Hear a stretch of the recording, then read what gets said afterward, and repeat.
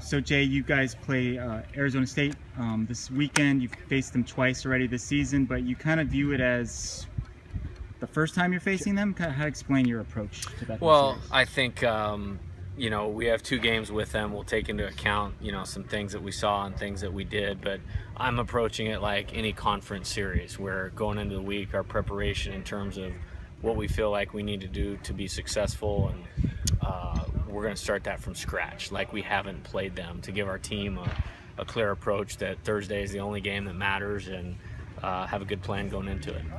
So you learned in that last game against them, though, that they're going to put up a fight even though they're having kind of a down year. You expect that sort of intensity this weekend? Yeah, from them? No question. To be honest with you, playing anybody within the Pac-12 is no different to me. I mean, everybody is good. Everybody has won series, has won games. And so there's no off weekends in this league. It's one of the reasons it's a great place for players to come play, and great league to coach in. And this weekend is certainly no different, and they have plenty of talented players on that side of the ball. Was last Tuesday, I mean, how much of that was ASU's just maturation over the course of the season, and you guys? Yeah, I think a couple things. I think you have to give them credit. I mean, they've played a lot of their freshmen. Lyle Lynn is going to be a good player. Hunter Bishop is going to be a good player.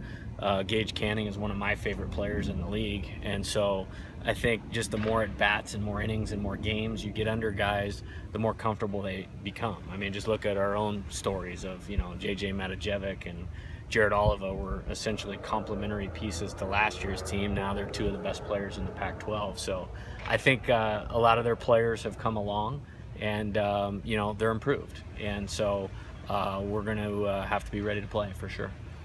I know you kind of pay much more attention to your own business than the business of other teams, but they have had some pretty well publicized sort of internal issues with that squad. What kind of positive effect can that maybe have on a team? Can that bring a team together when you have some issues like that? No question. I think, I think it's important to everybody to understand that in this business, the storms are coming, the thunderbolts are coming at some point, and what happens is, if you view them as inevitable, it's how you respond to them that ultimately determines your success or failure. And it's just, we go through stuff. It's not always sunshine and rainbows everywhere, as much as we would like it to be as coaches, but I'm sure they have good kids that are playing hard that want to finish out the season good.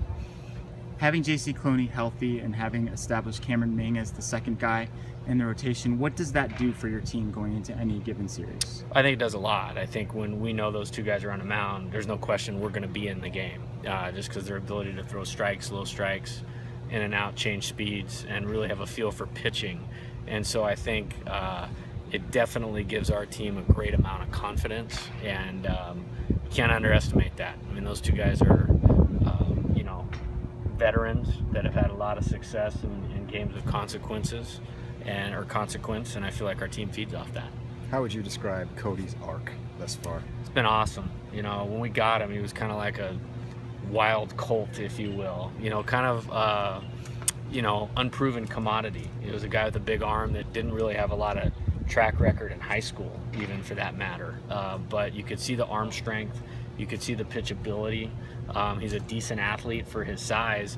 He just needed time and experience, and he was a contributor to what we did last year, in a unsung way, if you will, and got off to a little bit of a tough start this year, but probably since week 5 on, he's been arguably one of our best pitchers, right along Cameron and JC.